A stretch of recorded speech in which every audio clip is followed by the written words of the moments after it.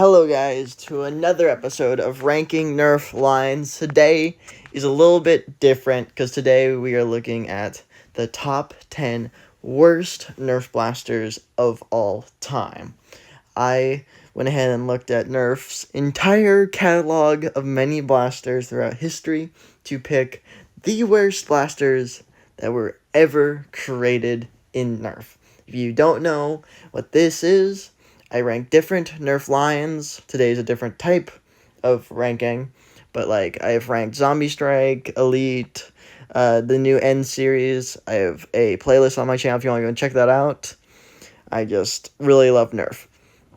And with that, let's get on to the rankings, and of course, this will be a top 10. And starting off at number 10 is the Flip 16. You may think not, this is a new blaster, how could it possibly be one of the worst blasters ever? You're wrong in every way. Yeah, I know. But don't really care, because this is number 10, because, first of all, it has a collapsible stock that does not work at all. It does not work. The stock is bad, it doesn't collapse well. It has two ways of having to prime it. You have to move your hand in two different ways. You have to do a pump on it, and you have to prime it with a bolt. And it's just not good because, first of all, you have to flip it, which, shotgun pump, you have to flip the barrels. And second of all, the barrels, if you don't flip them right, they won't flip right, they won't seal, and they're not going to fire. Second of all, why couldn't that also just be the prime? Because you have to flip that, go up, prime it, then you get the fire. And, like I said, that stock is the weakest stock Nerf has ever made and collapses under almost no pressure. Literally almost no pressure. It is honestly just a cool moving scope. That is it. The only thing good about this is the flip thing is cool, but it doesn't work well. And the handles looks pretty nice. But overall, the flip mechanic doesn't work well. It's not great. And the stock is awful. It just wasn't a good designed blaster. They didn't do enough tests for the flip mechanism. And with that, it takes number 10. Now let's move on to number 9. Is the Nerf Modulus Ghost Ops Shadow ICS6. Everyone who has ever seen a bad video on Nerf should know about this guy. This is a blaster that is just bad in just how it works in general. Its mechanism is bad, because this is a 6-round internal magazine that is a massive pistol. This is huge, way, way bigger than a Chronos. This is just a way oversized pistol. Yes, it has a barrel lug, a stock up attachment point, and 2 tack rails, but on the bottom and the sides, 4 or 5 tack rails. But its issue is loading. First of all, loading this blaster, you kind of have to, mess with the mechanism itself. It's almost like it doesn't want to take the darts in it. You have to shove the darts in, get them a little bit messed up, and then priming this thing. The issue with this thing is its barrel length is about, let's say a normal barrel is about, seals the dart. This one is maybe, I would say, half an inch to an inch. It covers half the dart. It covers half the dart. It has no power. It covers half the dart. So it is the most inaccurate thing ever, because its barrel is literally half an inch. It doesn't even cover the dart. It's terrible. It's top prime. It's inaccurate. It's way underpowered. We're talking 30 FPS here. It is crap for this era, the era that it came out in, and honestly, it barely keeps up with the blasters in the 90s. This is awful. It is just awful. The only cool thing about it is it glows. It has a glow button. And that's it. It's terrible. And Nerf did not stop there because they decided to re-release it.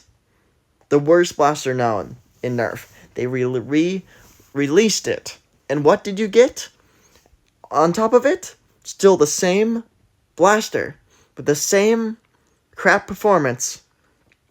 But you get a scope, you get a flashlight that does nothing, and a barrel attachment point. But not only that, you get a stock that holds a magazine. This blaster is an internal magazine blaster.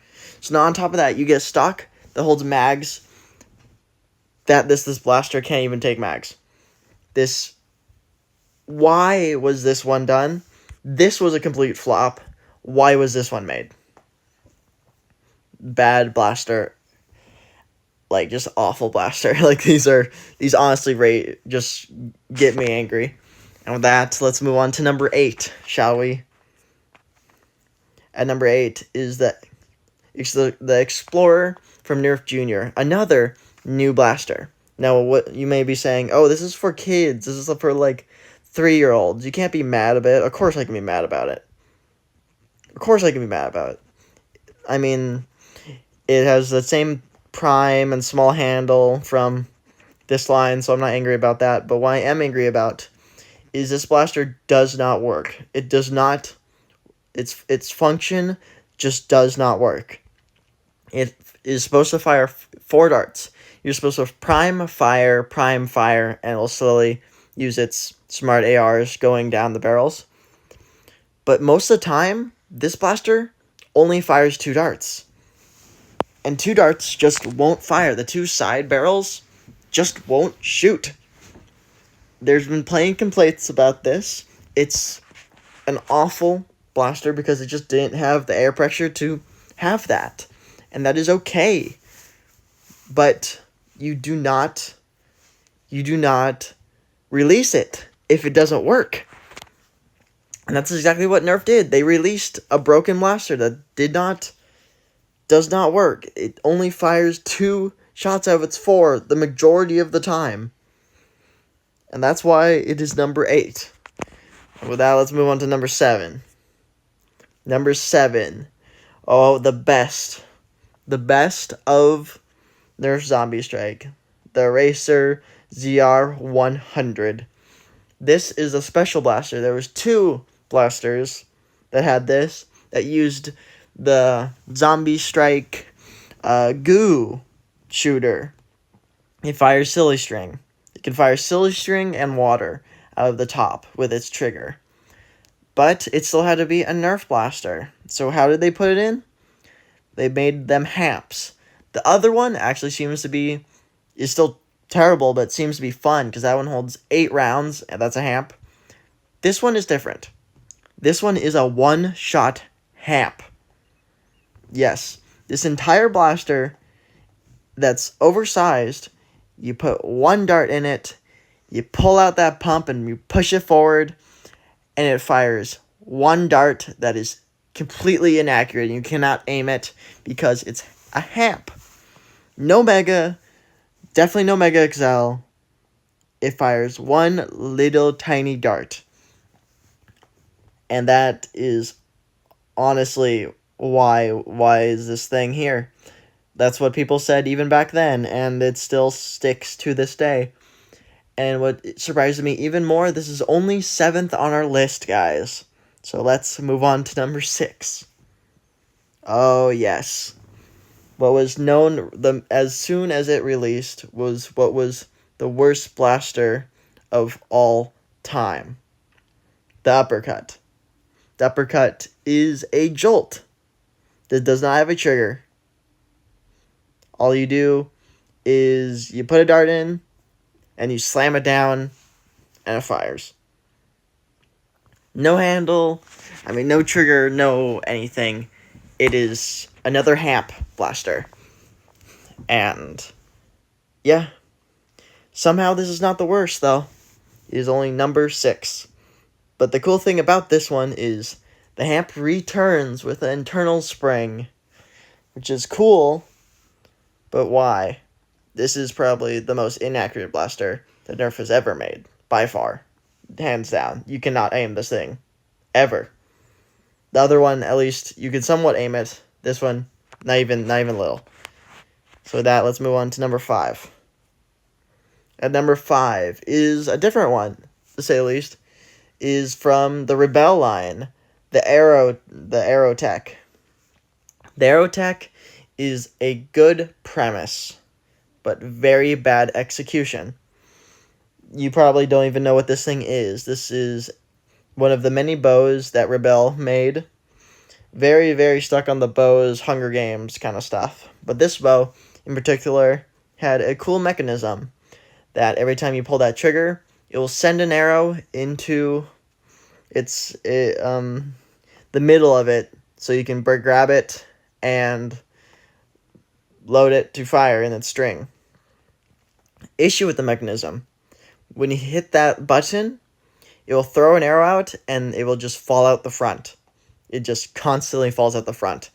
And second of all, is if you touch that mechanism, if you bump that mechanism, if you shake that mechanism, every arrow is going to come flying out of it, because it does not keep the arrows in well at all. This mechanism is barely usable at best. Honestly, I don't think you could even use it. I think you could rip that mechanism off and have more fun that way, because it just does not work at all. It just arrows everywhere, and you'll get the one shot, and then the rest will just be all over the place, because the arrows will be all over the ground. So yeah, 5. On to number 4. Yes. People know this one. I don't care what Nerf did to it. If they repaired it, it does not matter. The Warden is proof that Nerf did no testing. No testing at all for Elite 2.0 releases. The Ward is a blaster that is 8 rounds. It can fire 2 rounds at once. It is a shotgun blaster. Pull half trigger, fire one. Pull full trigger, fire the other. Pull the trigger hard, fire both. Issue with this is a shotgun pump. That is the weakest shotgun pump ever, because after just a handful of shots, you're going to break it. You are going to snap its mechanism that makes it prime, and it's going to be broken, and because it's Elite 2.0, you're not going to be able to open up the blaster to fix it. The Warden did get fixed after a long time. Its mechanism got repaired, so yeah, it's better, but I still don't care at all, because you do not do that. You do not release a blaster that is designed to break. Every single first release I've watched, Coop, Walcom, everyone, it broke. The pump grip broke, and if people bought this, I am sorry. This is not worth $10. This is not worth $5. This was a chunk of crappy plastic. It is terrible just because it broke. It was it was a flaw design that they didn't try to fix or do anything to blaster that was made to break. And even if you got the fixed Warden, well, guess what? The rough cut is pre-Warden for the Elite line and is better in every way possible. Better ergonomics, better feeling, better just working in general. These are not the same blasters at all, because the rough cut is better in every way. But what could be possibly worse than a blaster like this constantly breaks? Well, at least when this thing could fire one of its 12 rounds before it broke, they fired decently. Because at number 3 is the slingshot. If you do not know what the slingshot is, this is a blaster from the 90s. You load 3 of Nerf's original rounds into it, 3 balls. It has a string that you pull out, and that string is going to be able to pull out about an inch or 2. You're going to let that string go. It has a little knocker on it that will knock the ball and have it go about 5 feet at best. It's just going to fall out of the blaster. This was just awful. Like, honestly, this is awful. Its original string is terrible. Its mechanism is terrible. The string wasn't long enough to do any sort of power. It was kind of just designed to have rounds just kind of drop out of the blaster. That was the whole thing. It just, you want to fire this? Nah, let's just have it just fall out of the blaster. That's pretty much what the slingshot was, the original. But guess what? Because that's not it. Because we have two more. We have the Atomizer. The 2000 version. That's the exact same. But guess what? One less ball. And who needs ammo that will just fall out of your blaster? Let's just take away one. You get 5 feet of range and one less round. And that is, I have no words. Like, this is not a blaster. This is better off being, you'd be better off just throwing the ball with your hand. But even with that, what could possibly be number one after everything we have just gone through? What is the worst blaster nerf ever made? Well, guess what? Because it's not a blaster. It's a tube. The Silent Strike, the Zombie Strike Silent Strike, is the worst blaster nerf has ever made, and you can't even call this thing a blaster. This thing was $12. Honestly, I wouldn't pay $2 for this thing. This is a pipe. This is a blowgun that doesn't blowgun right. Because first of all, the barrel is too big for a dart. It gives it no seal. It gives it no pressure. And second of all, it is literally less than a foot long. And if you have ever seen a video of a blowgun, they have feathers on it, so it seals better. And the blowgun is like 5 feet long to get it up to speed. When you try and blow a dart out of this thing, honestly, I think I could piss farther than this thing can fire. This thing is so bad. Like, honestly, you just, and the dart is, like, if it even made it out of the barrel, like, this thing's at absolute best is, like, 10 feet of range. And there's also 3 attachment points to connect slings to it.